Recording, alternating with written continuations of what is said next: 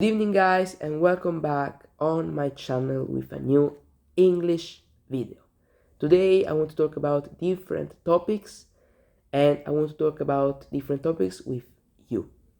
Before we start with the video, as always I invite you to subscribe to the channel. At the moment we are at 245 subscribers unless I'm mistaken, so please hit that subscription button and let's reach 250 before the end of the year. I mean, we still have 1 month and a half, more or less, 45 days, 42, 43 days. Now I don't know the exact number, or actually I'm not putting enough effort to calculate it in real time, even though I have some ideas about the result of that calculation, but who cares at the moment really. Apart from that, activate notifications bell, hit the like button, share the video with everyone.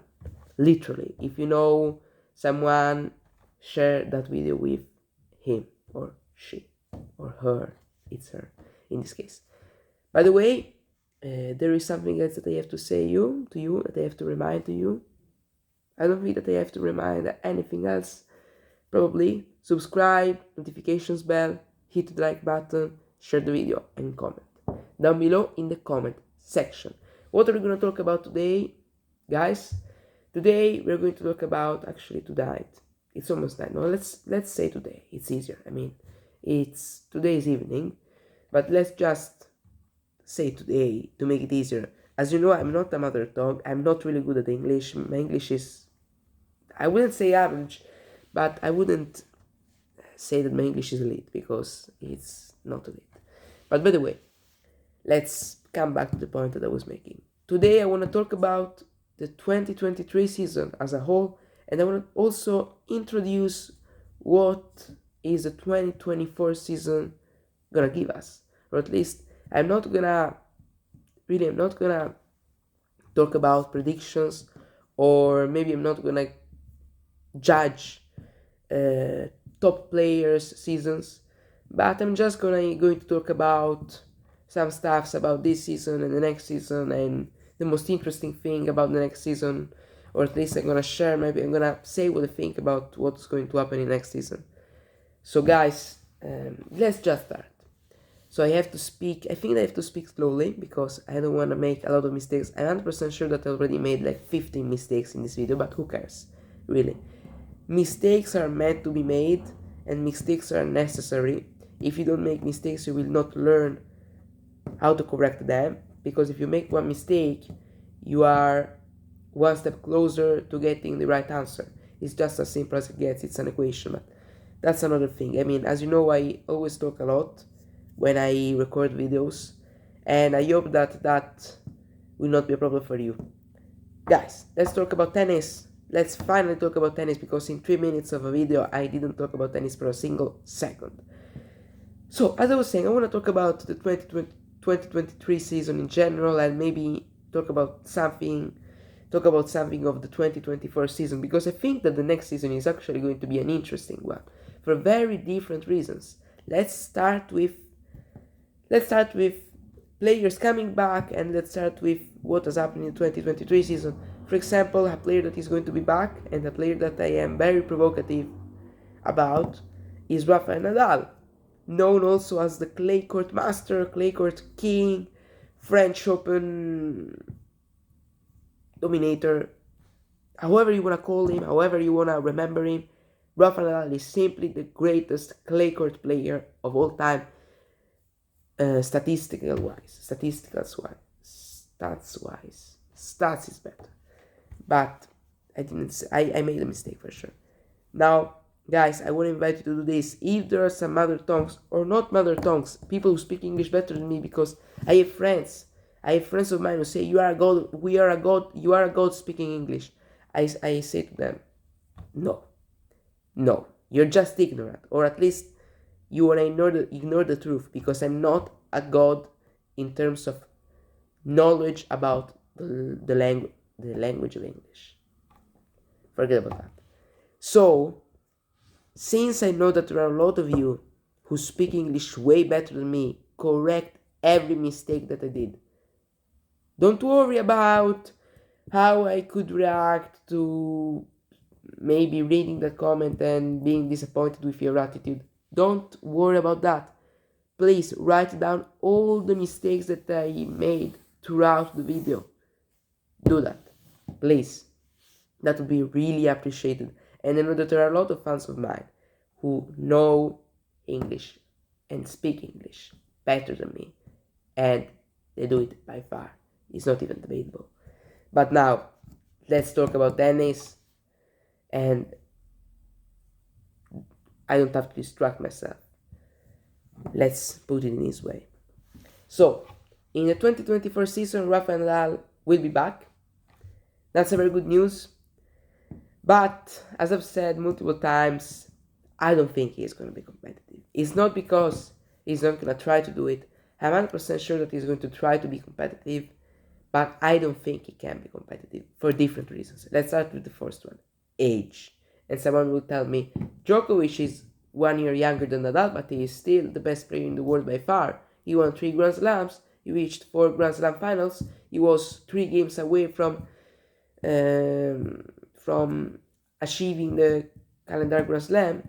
Okay, that's true, but Djokovic's fitness is on a completely different level compared to Nadal's. And we don't have to forget that Nadal, we should think about this, that Nadal doesn't play an official match since January 2023. So when Nadal is going to be back, possibly at the Australian Open, if he comes back even after the Australian Open, it would mean that he didn't play a match for more than 1 year. And 1 year without playing an official tennis match is a lot. Tennis changed a lot in these 365 days where Rafael Nadal didn't step foot on court. Tennis changed a lot in this year. So it is very difficult to come back after a very, very long break. Guys, I don't know why, but I have a problem with this word, because I constantly, let's forget about it. Let's just move on. As I was saying, after a 6-month break, it's going to be difficult for Nadal. Not 6 months, actually, 12 months. And he also had to go, he underwent a surgery. I guess you say it in this way. So, things are not easy for Rafa. I hope that he has a good season, but I think he won't have a good season. And I would be really happy and truly happy if Nadal plays the tournaments he wants to play. And when I talk about the tournaments he wants to play, I would be happy if Nadal doesn't have any big injury. I would be very happy if Rafa doesn't have any big injury in the next season, which is very improbable, by the way, because if we look at what's been happening in the last years of Rafa and Nadal's career in terms of injuries, the probabilities and the chances that Nadal doesn't get injured in the 2024 season are really low.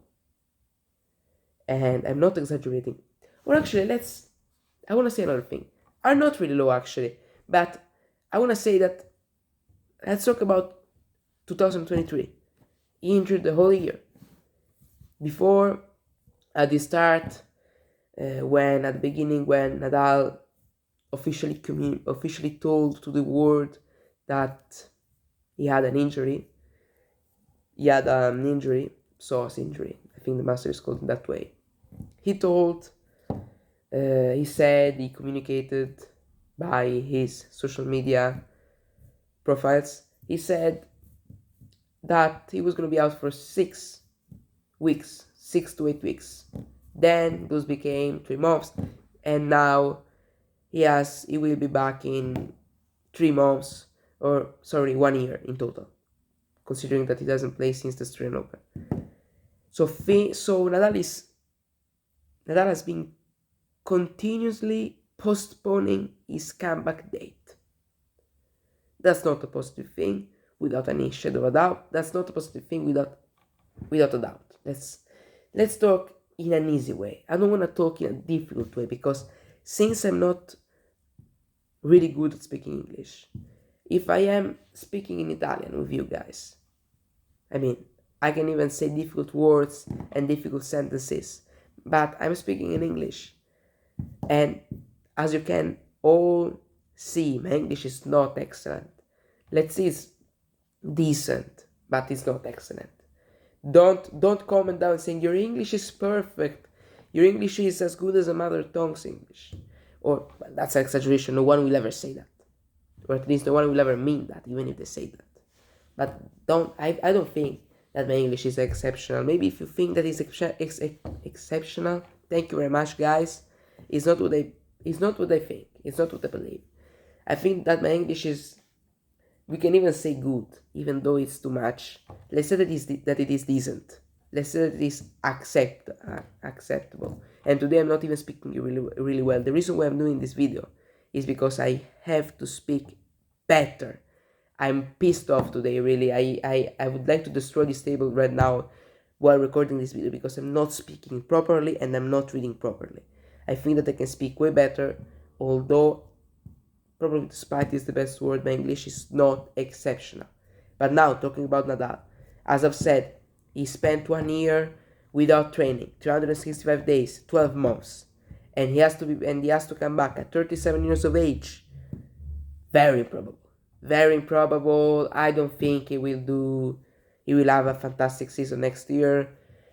I don't think he will win any big trophy at all. I don't think he will have any big result. And when I talk about big result, I talk about anything that goes from a Grand Slam semi-final. Because if someone says a 4th round for Rafael Nadal is a big result, no. A Grand Slam semi-final is a good result for Rafael Nadal at the French Open possibly, or an Olympic bronze medal at least, an Olympic silver medal, or an Olympic gold medal. I don't think that Nadal can win a big trophy, a big title next year. I hope that he can, or at least that he is competitive. Other things that are pretty interesting for next season. Guys, I want to say this thing right now. Can Djokovic, I want to talk about this right now. Can Djokovic complete the Golden Slam? Guys, can he do it? That's a really interesting question because in 2021 he was so close from doing that. Remember, 3 Grand Slam wins. Of course, the Australian Open, the French Open, and Wimbledon, and then the US Open final. He lost in 3 sets in the final against Daniil Medvedev in that very strange match, circumstances-wise, and pressure-wise, and everything-wise. And in the Olympics, or at the Olympics, at or in, who knows it? Please write it down below. At the Olympics, I think it's at. At the Olympics, he lost in the semifinals against Alexander Zverev in 3 sets after being one set and 1 breakup.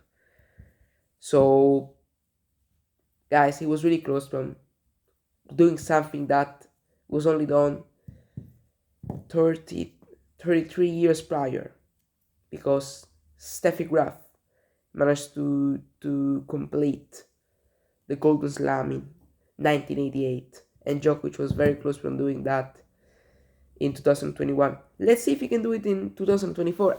Actually, what I will do, I'm gonna say this right now. I'm gonna do a video, create a video, record a video where I talk about 2024 bold predictions related to tennis, and maybe I will also record a video about my bold predictions about running. That would be interesting, guys. I'm not an expert when it comes to running. I'm not an expert in tennis either, but I know more about tennis than I know about running. But I'm really interested in running in the last weeks and months. So maybe I can talk about that. Maybe let's talk about the 2-hour barrier. Maybe let's talk about Eliud Kipchoge. Maybe let's talk about Kelvin Kiptum and all of this marathon and also not only marathon monsters. We can also talk about half marathon monsters, because let's not forget about Cheptegei and Kiplimo, all of these guys. Kiplimo, actually, I think 2 days ago or yesterday or 3 days ago. Yesterday, because I mean races are always on Sunday. I think he ran the 15-kilometer world record without struggling a lot. So I think he can definitely do better. in that particular distance. But now let's not talk about running. I don't even have enough time because 15 minutes and I have 8 minutes and 43 seconds left. So I have to speed up, I have to hurry up, like they used to tell us in England and say it was in England. One of them is correct, say or tell. One of those two expressions is correct and one is wrong. Let's imagine, let's forget about that. 2024 season, can Djokovic complete the Golden Slam? Yes, he can. Yes, he can, but it's going to be very difficult for some reasons. I think that the stretch between Roland Garros and the Olympics is going to be a tough one. Because, let's think about this. Roland Garros, best of 5, 2 weeks. Wimbledon, best of 5, 2 weeks. Olympics, another very important tournament. There are 3 Grand Slams. Let's consider the Olympics as big as Grand Slam, at least for Djokovic. Condensed in 2 months. That's gonna be a very tough period. Djokovic will have to. I think that what Djokovic is gonna do is this. I'm gonna tell this before everyone. I don't know if it's before everyone, but let's put it in this way. I think that Djokovic will play the United Cup, Davis Cup, United Cup, Australian Open, and then he will skip February and March. He won't play Dubai or the other tournaments. He won't play the Sunshine in America. He won't play the US Open. Good night, guys. He won't play. It's an expression to use in Italian. Don't forget about the context of that small sentence. I was saying he will not play in Indian Wells and in Miami, and will play in Monte Carlo. That's what he's gonna do, in my opinion, because from Monte Carlo on, things are not easy. He can rest those 2 months after potentially winning the Australian Open, and after resting those 2 months, then he plays the whole clay season, as everyone knows, as I've said, and it's happening in the last years. In the last years, we see Djokovic struggling at the start of the clay season. He will struggle in Monte Carlo, Belgrade, and then Madrid, if he will play Madrid, and Rome. And then he will pick the French Open, then he will play Wimbledon, and then he will play the Olympics. I think that this is the only way he can manage not make the same mistake he did in 2021, because he was exhausted at the Olympics. He was exhausted in the last matches he played. So in order to not make that mistake again, he will not play in those 2 months in order to be fully prepared for a very condensed schedule, a very condensed period of the tennis season that goes from the clay season to the Olympics. And then let's not forget about the US Open, guys. Let's not forget about that. Can he play the US Open without any match on hard courts in 5 months? Actually, in 6 months. So that's a very interesting part too. So probably what we'll do, in my opinion, more or less, Djokovic's schedule the next year is gonna be this one: Australian Tour, which comprehends United Cup and Australian Open. Then, right after those 2 tournaments, break, 2 months break, Monte Carlo, Belgrade, Rome, and Madrid, or only one of those 2 tournaments, Roland Garros. Then he will play Wimbledon, Olympics, Cincinnati, US Open, break, Bercy, and finals. That's gonna be Djokovic's schedule, in my opinion, for next year. That's what he's gonna do. I don't think he, as I've said, and as we all know, he's 36 years old, despite being as fit as a 20-year-old, but he can't play 80, 90, 100 matches per season. He can play 60 matches. And I think that 12, 10 tournaments are enough. He's going to play, in my opinion, United Cup, which is 1 tournament. I don't think he's going to play the Davis Cup. Then he's going to play Australian Open, 2 tournaments. Then he's going to play Monte Carlo, 3. Belgrade, 4. Madrid, 5. Rome, 6. Roland Garros, 7. Wimbledon, 8. 9 with the Olympics, 10 Cincinnati, 11 US Open, 12 Paris, and 13 the Nitto ATP Finals. And let's remove one because we skip one between Rome and Madrid probably, which is going to be Madrid, by the way. So it's 12. Most probably he's going to play 12 tournaments like this season. So this is what he's going to do in my opinion, because if he plays in February or in March, I think that it is going to be difficult for him to have enough energy to be and to peak in at the French Open, at Wimbledon, and at the Olympics. Another thing that he could do could be to skip Wimbledon, to sacrifice Wimbledon in order to be 100% focused for the Olympics and to only play on clay. And let's forget about grass. You won't do that because, I mean, sacrifice Wimbledon, is it that easy? Interesting. I don't think he's gonna do it.